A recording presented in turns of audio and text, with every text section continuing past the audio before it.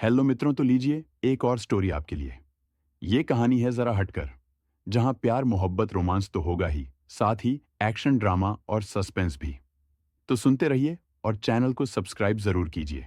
अब आगे देव, अब आप जाइए, आपके घर में भी सब आपका इंतजार कर रहे होंगे। सौंदर्या ने कहा, ठीक है जाते हैं, पर पहले आप अपनी आंखें बंद कीजिए।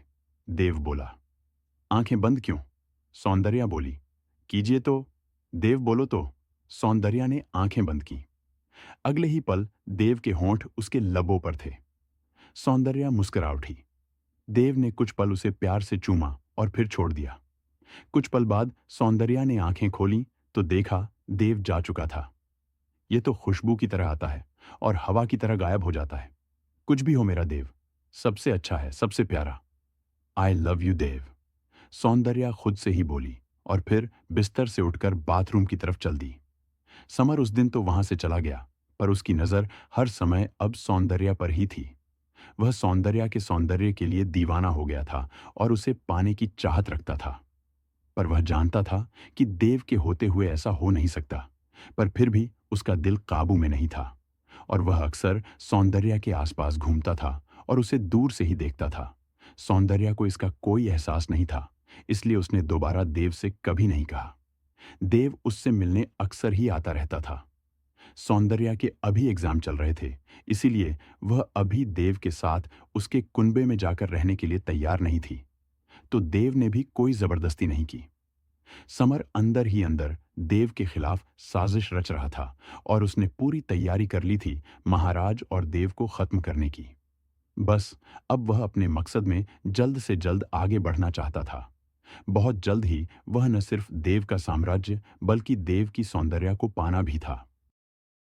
देव भी अपनी पूरी तैयारी में लगा हुआ था। उसके भी सेवक और सैनिक तैयार थे, हर हमले के लिए और हर लड़ाई के लिए। पर देव नहीं समझ पाया था कि समर सामने से लड़ने वालों में से नहीं है। उसके तो खून में ही धोखेबाजी थी और उसकी योजना भी कुछ अलग तरीके से देव को हराने की और उसका राज्य हासिल करने की थी। उसने अपने कुछ गुप्तचर चोरी छुपे से श्वेत भेड़िया साम्राज्य के अंदर दाखिल करा दिए थे, जो कि श्वेत भेड़िया साम्राज्य के महाराज के एक सेवक बनकर ही रह रहे थे। यूं ही एक दिन सौंदर्या अपना एग्जाम देकर कॉलेज से आश्रम की तरफ वापस आ रही थी कि तभी अचानक से उसे फिर से एहसास हुआ कि कोई उसके पीछे पीछे है। सौंदर्या ने पीछे मुड़कर देखा तो कोई नहीं दिखाई दिया। न जाने क्यों ऐसा लग रहा था कि कोई है। सौंदर्या ने अपनी चाल तेज कर दी। एक तो वैसे ही मौसम खराब हो रहा था, बादल घिर आए थे और तेज बारिश होने वाली थी। इस कारण शाम में ही अंधेरा होने लगा था। सौंदर्या ने अपनी रफ्तार बढ़ा दी, पर वह आश्रम नहीं पहुंच पाई। उससे पहले ही समर उसके आगे आकर खड़ा हो गया। तुम? सौंदर्या बोली और आगे जाने को बढ़ी तो समर फिर से सामने आ गया। क्या बदतमीजी है, हटो रास्ते से। सौंदर्या ने कहा।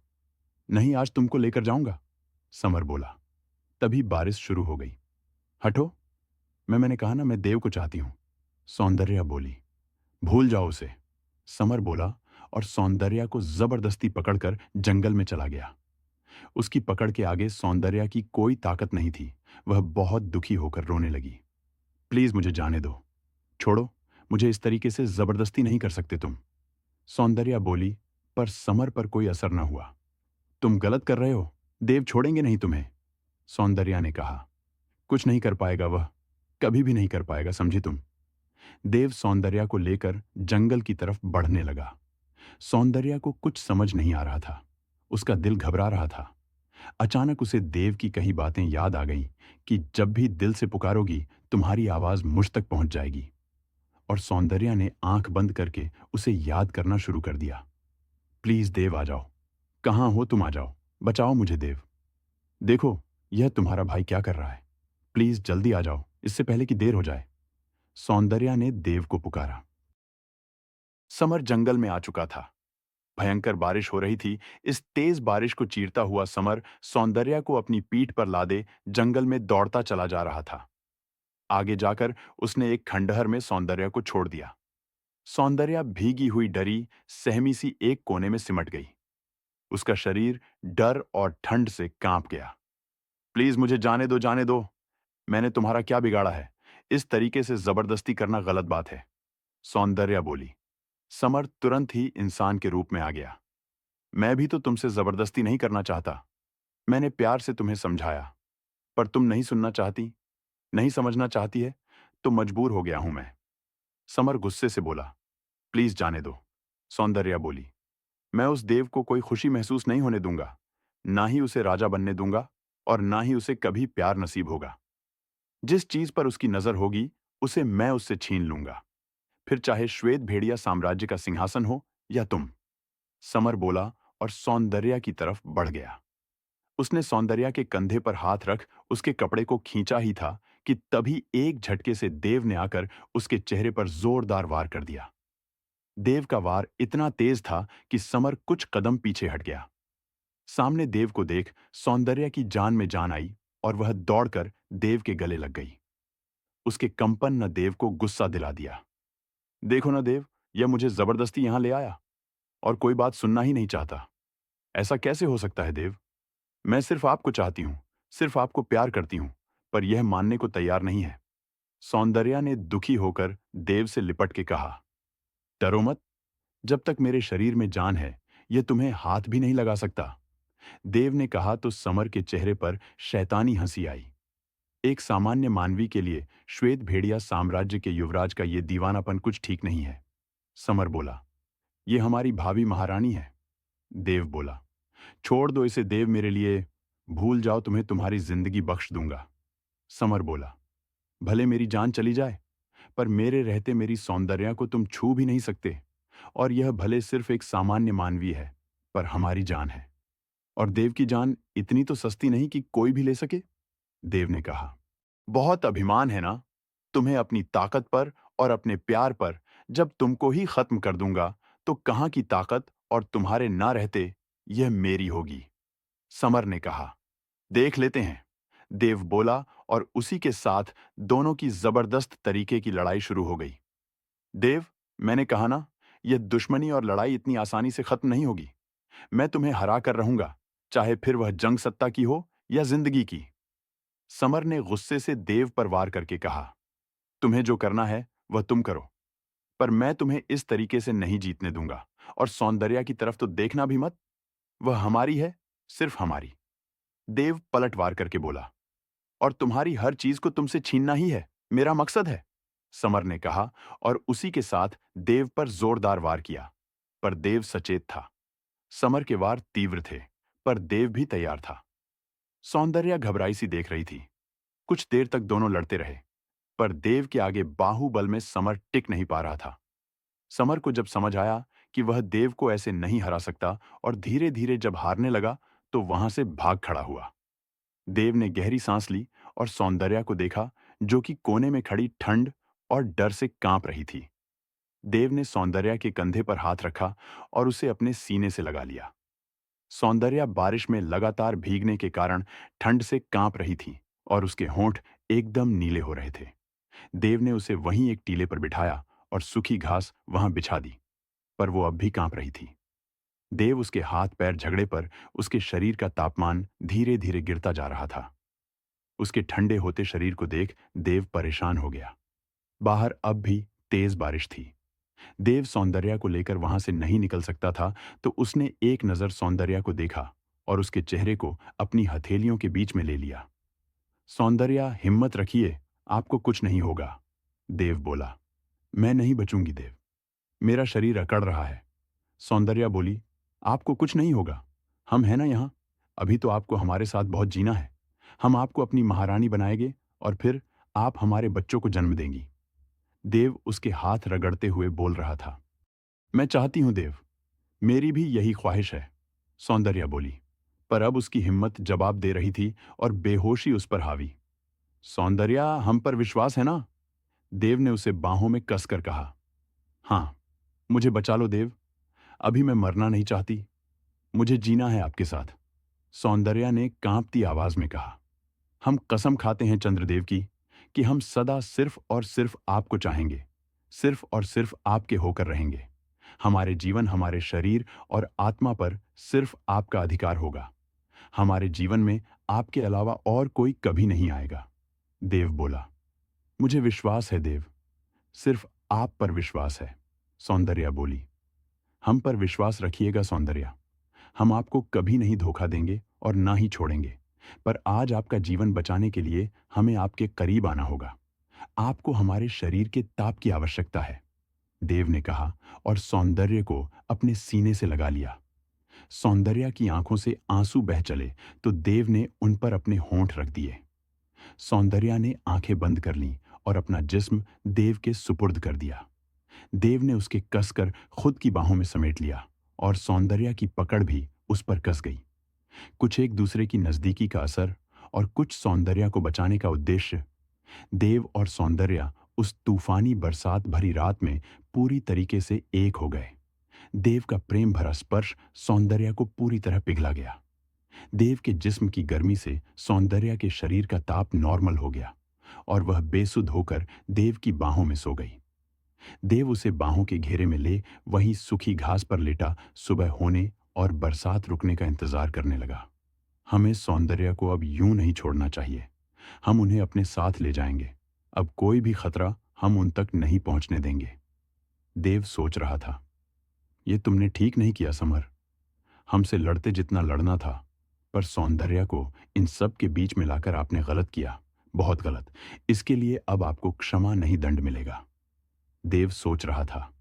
सुबह होने तक बारिश रुक चुकी थी और सूरज की रोशनी जब सौंदर्या के चेहरे पर पड़ी तो उसने कसमसा के आंखें खोल दी और देव को देखा। देव प्यार भरी आंखों से उसे ही देख रहा था। खुद को यूं देव की बाहों में देख और रात की बात याद आते ही सौंदर्या की नजर झुक गई और गाल लाल हो गए। सौंदर्या, देव बोला तो सौंदर्या ने उसकी तरफ देखा और फिर नजरें वापस झुका ली। उसकी इस अदा पर देव मुस्कुरा उठा। खुद को यूं देव की बाहों में देख और रात की बात याद आते ही सौंदर्या की नजर झुक गई और गाल लाल हो गए। सौंदर्या, देव बोला तो सौंदर्या ने उसकी तरफ देखा और फिर नजरें वापस झुका ली। उसकी इस अदा पर देव मुस्कुरा उठा और उसने सौंदर्या के माथे पर होंठ रख दिए। सौंदर्या, हमने तय कर लिया है, देव ने कहा तो सौंदर्या ने नजर उठाकर उसकी तरफ देखा। क्या तय कर लिया है आपने देव? सौंदर्या बोली, यही कि आप उस आश्रम में नहीं रहोगी, अब आप हमारे साथ रहोगी। देव बोला, पर अभी मेरे एग्जाम चल रहे हैं देव। सौंदर्या ने धीमे से कहा, तो कोई बात नहीं है, आपको जो भी चाहिए आप वहां से जाकर कीजिए और जो भी पढ़ाई लिखाई करनी है आप यहीं पर रहकर करिए। आप एग्जाम देने के लिए जा सकती हैं। हमारे दो दोस्त और खास सेवक हमेशा आपके आसपास रहेंगे। हम आज ही उन्हें आपकी सुरक्षा के लिए नियुक्त कर रहे हैं। देव ने गंभीरता से कहा, इसकी जरूरत नहीं है। आप हो ना देव, जब भी मैं बुलाती हूं आप आ जाते हो, फिर क्यों इस तरीके से चिंता कर रहे हो आप? सौंदर्या बोली, आप नहीं जानते हमारी क्या हालत हुई थी। सौंदर्या, आपको ही डरते और कांपते देखा तब ऐसा लग रहा था कि हमारी जान ही निकल जाएगी। वह तो अच्छा हुआ कि आप ठीक हो गई। अगर आपको कुछ हो जाता तो हम भी जी नहीं पाते। देव भावुक हो गया। आपके रहते मुझे कैसे कुछ हो सकता है देव? सौंदर्या ने कहा, यह सच है कि हमारे जीते जी आपको कुछ नहीं हो सकता, फिर भी मान जाइए ना। आप इतनी भी क्या जिद है कि आप नहीं मानेगी, भले हमारी जान चली जाए? देव ने कहा तो सौंदर्या ने तुरंत उसके होठों पर अपना हाथ रख दिया। आप ऐसी बातें मत कीजिए देव, प्लीज। आप जो कहेंगे वह मैं करूंगी, पर आप जान जाने की बात बिल्कुल मत कहिए। आप जानते हो ना कि आपके बिना मैं भी जिंदा नहीं रह पाऊंगी। सौंदर्या की आंखें भर आईं और गला भारी हो गया। देव ने उसे अपने सीने से कसकर लगा लिया। आपके बिना तो हम भी जी नहीं पाएंगे सौंदर्या। इसीलिए हम नहीं चाहते कि आपके साथ अब फिर कोई दुर्घटना हो, और समर का कोई भरोसा नहीं है और हम अब ऐसा होने नहीं देंगे। देव दृढ़ता से बोला, हमें जाकर आश्रम से अपना सामान ले आना होगा और वहां पर बता दूं कि मैं आपके साथ आ रही हूं। सौंदर्या ने कहा, ठीक है, चलो हम चलते हैं तुम्हारे साथ। देव बोला तो सौंदर्या उठ खड़ी हुई और फिर दोनों वहां से निकल गए। उधर समर अपमान का घूंट पीकर अपने कक्ष में गुस्से से लाल हुआ बैठा था। तभी उसके खास सेवक मारक और विद्युत उसके सामने आ गए। क्या हुआ महाराज, आपने हमें बुलाया? मारक बोला, हमारे जो जो गुप्तचर उपचार श्वेत भेड़िया साम्राज्य में है, उन्हें सूचना दो कि वह अंदर ही अंदर अपना काम शुरू कर दे। जल्दी हम उन्हें बताएंगे कि क्या करना है। इस बार हम सामने से वार नहीं करेंगे। मैंने अपनी योजना बना ली है। इस बार एक तरफ महाराज को खत्म किया जाएगा, दूसरी तरफ देवराज को। उसके बाद उसका राज्य भी मेरा होगा और उसकी प्रेमिका सौंदर्या भी। समर बोला। देव की प्रेमिका? मारक बोला। हाँ, है तो एक मानवी पर ऐसी खूबसूरत कि जिसका कोई जवाब नहीं। आंखों में बस गई है उसकी खूबसूरती। अब तो चैन तब तक नहीं मिलेगा मुझे जब तक उसे पा न लूं। समर बोला। आज मारक और विद्युत की तरफ देखा, जो कि खड़े होकर उसे ही देख रहे थे। क्या देख रहे हो, जाओ, जो बोला है वह करो। समर बोला तो दोनों वहां से चले गए। देव सौंदर्या को लेकर आश्रम में गया और आश्रम की अम्मा के पास दोनों पहुंचे। अम्मा, ये देव है, सौंदर्या ने कहा तो अम्मा ने देव की तरफ देखा और फिर सौंदर्या को देखा। अम्मा, मैं और देव एक दूसरे को प्यार करते हैं और मैं अब देव के साथ जा रही हूं, सौंदर्या ने कहा। पर ऐसे ही अचानक? प्यार करते हो इसका मतलब ऐसे तो नहीं किसी के भी चली जाओगी? शादी कर ली तुम लोगों ने? अम्मा बोली। सौंदर्या के पास कोई जवाब नहीं था, तो वह खामोश रह गई। देव ने वहीं सामने मंदिर में रखी मूर्ति के सामने से सिंदूर उठाया और सौंदर्या की मांग में भर दिया। जी अम्मा, हम लोगों ने शादी कर ली है। अब आज्ञा दीजिए आपकी बेटी को ले जाने की। देव ने हाथ जोड़कर कहा तो अम्मा के चेहरे पर मुस्कुराहट आ गई। इसका ध्यान रखना बेटा, मैं हमेशा यही चाहती हूं कि आश्रम का हर बच्चा सुखी रहे। इन सबको अपने बच्चों की तरह पाला है मैंने, अम्मा ने कहा। आप निश्चिंत रहिए अम्मा, हम वचन देते हैं कि सौंदर्या की अपनी जान से भी ज्यादा हिफाजत करेंगे। इन्हें कभी कोई कष्ट नहीं होने देंगे और वैसे भी यह आपसे मिलने आती जाती रहेंगी। अभी तो ये अपनी परीक्षा देने के लिए यहां आया ही करेंगी। बस इन्हें अपने साथ ले जाना चाहते हैं हम, देव ने कहा। बिल्कुल ले जाओ बेटा, तुम्हारी पत्नी है, तुम्हें किसी से पूछने की जरूरत नहीं है, अम्मा ने कहा।